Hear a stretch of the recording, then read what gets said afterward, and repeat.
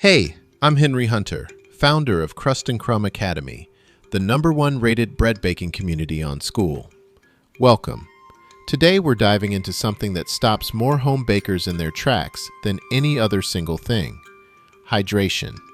That number on the recipe card that says 75% or 80% or 85% and makes your hands freeze before they even touch the dough.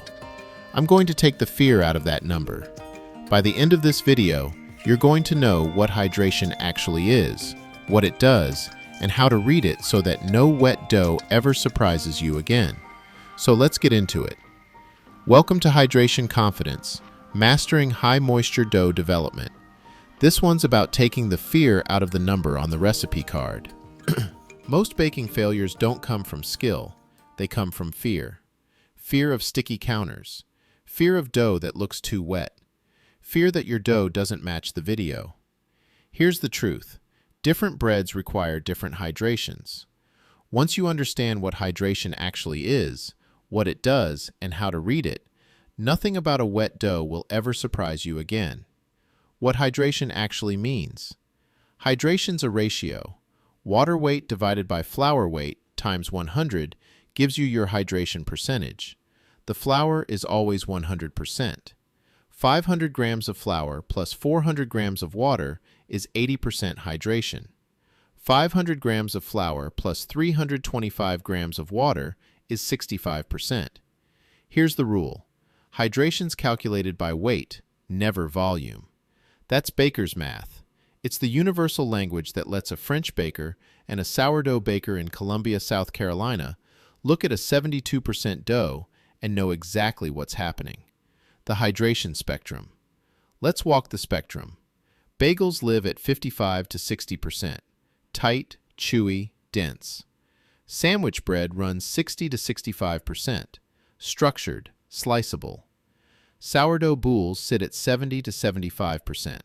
Open crumb, shapeable. Focaccia pushes to 75 to 80%. Airy, olive oil rich, bubbly. And ciabatta? 78 to 85% or higher. Wide open crumb, crackly, minimal handling. Same flour, same yeast, different water. Wildly different results. The steam engine inside your loaf. Here's what's happening inside your oven. More water means more steam during the bake. Steam pushes the crumb open from the inside out. Higher hydration forces the gluten network to stretch further. When it holds, you get those massive, irregular air pockets everybody's chasing. But here's the warning. Without water, there's nothing to turn to steam. The crumb stays tight. You can't just add water to a sandwich bread recipe and expect ciabatta. Rewiring your hands. This is about expectation versus reality. 65% hydration feels like Play-Doh. Firm, shapeable. You can pick it up and pass it around. 72% feels alive, holds tension, but it slacks on the counter, requires confident handling. 80% is pancake batter with attitude. It's wet, it's bubbly, it pools, it stretches, it does not hold a traditional shape. Here's the thing. If you've only worked with 65% dough, an 80% dough is going to feel wrong. The dough isn't wrong, your expectation is. The 3 fears that kill high hydration bakes. Let's name the fears. Fear 1. This dough's too wet, I need to add flour. Reality? No. Trust the recipe. Adding flour mid-mix drops your hydration, tightens the structure, and ruins the crumb you were going for. Fear 2. This wet mass is never going to hold together. Reality? It will.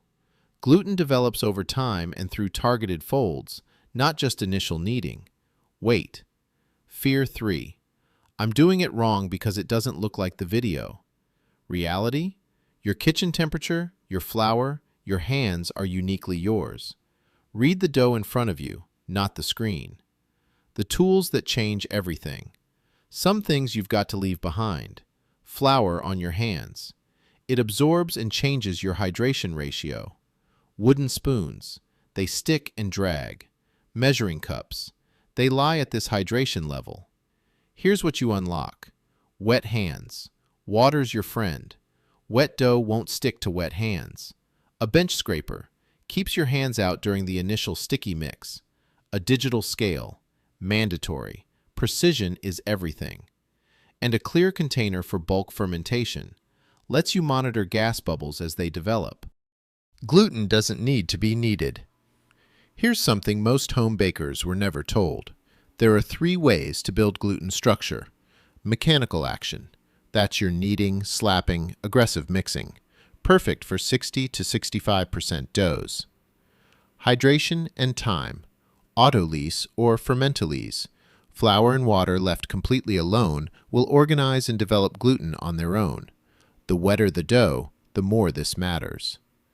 Targeted folds. Stretch and folds. Coil folds. They build geometric strength gently while preserving the gas you've already trapped. Here's the principle.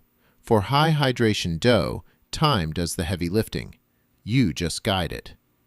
Mastering the coil fold. Let me walk you through the coil fold. With wet hands, reach under the center of the dough. Lift until the sides release. Let it fold under itself as it falls. Rotate the bowl 90 degrees and repeat for all 4 sides. Takes 20 seconds. Quick comparison. Stretch and fold pulls the dough up and over. Aggressive. Great for medium hydration, but at 80%, it'll pop your big bubbles. The coil fold layers the dough on itself. Extremely gentle. It organizes gluten without fighting the dough. Preserves the gas structure. Timing. Perform every 30 to 45 minutes during the first 2 hours of bulk fermentation. The flour substitution matrix. Flour matters. Let's talk protein.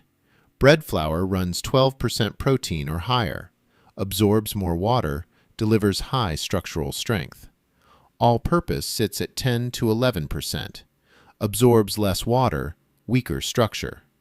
80% hydration in all-purpose is going to feel much wetter than the same recipe in bread flour. Whole grains protein varies, but it drinks heavy water. It acts like a lower hydration dough. Fresh milled flour's the wild card. Absorbs 5 to 10% more water than commercial flour and requires immediate adjustment. Here's the golden rule. If you're substituting a different flour than the recipe calls for, hold back 25 grams of water at the start. Mix, rest 20 minutes, then add the remaining water in stages if it feels too dry. Prehydration. This is your cheat code for handling wetter dough. You want an easier 80% dough? Start with a preferment. What you're doing is hydrating part of the flour ahead of time and just letting it sit. No pressure, no heavy mixing. Over 12 to 16 hours, the gluten starts organizing itself on its own.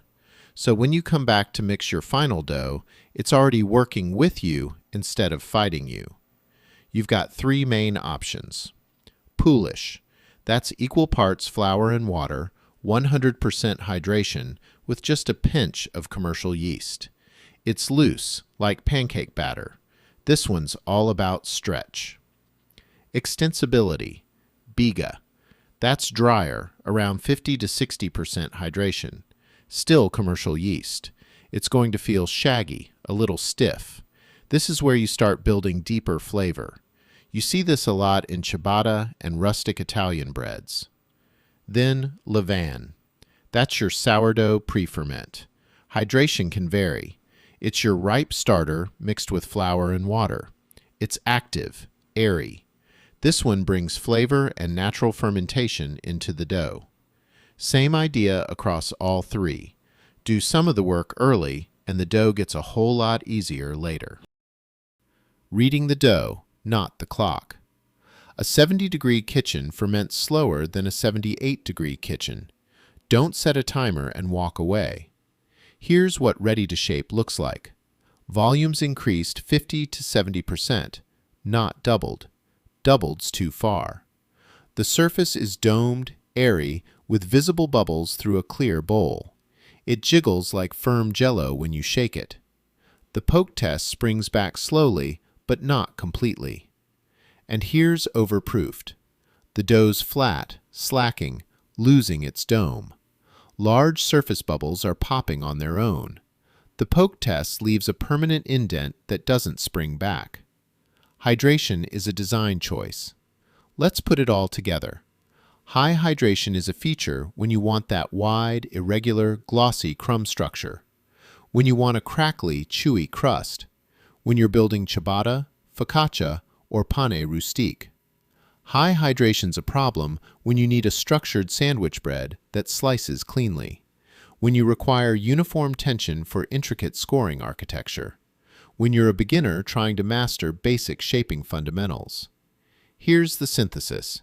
There's no universally correct hydration. There's only the right hydration for the bread you're trying to design. Your confidence protocol. Before Saturday. 3 things to do before Saturday's bake-along. 1. Weigh a scooped cup of flour twice. You'll see a 20 to 40 gram variance.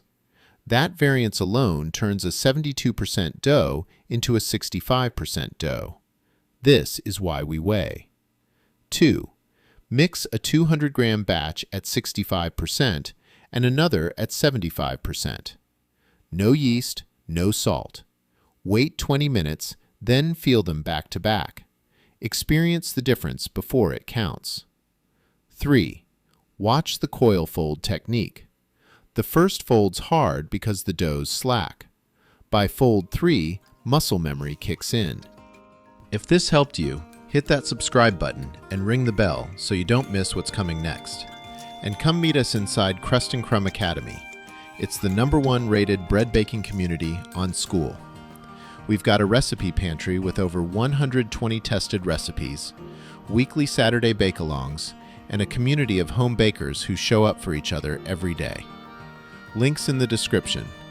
Don't forget to grab a copy of Sourdough for the rest of us while you're there. It's the beginner's guide that's gotten more home bakers off the sidelines and into the kitchen than anything else I've ever written. Until next time, remember, this is a free resource for the members of Crust and Crumb Academy, built for bakers who come here not to get likes, but to get better. Perfection is not required. Progress is. Come bake with us.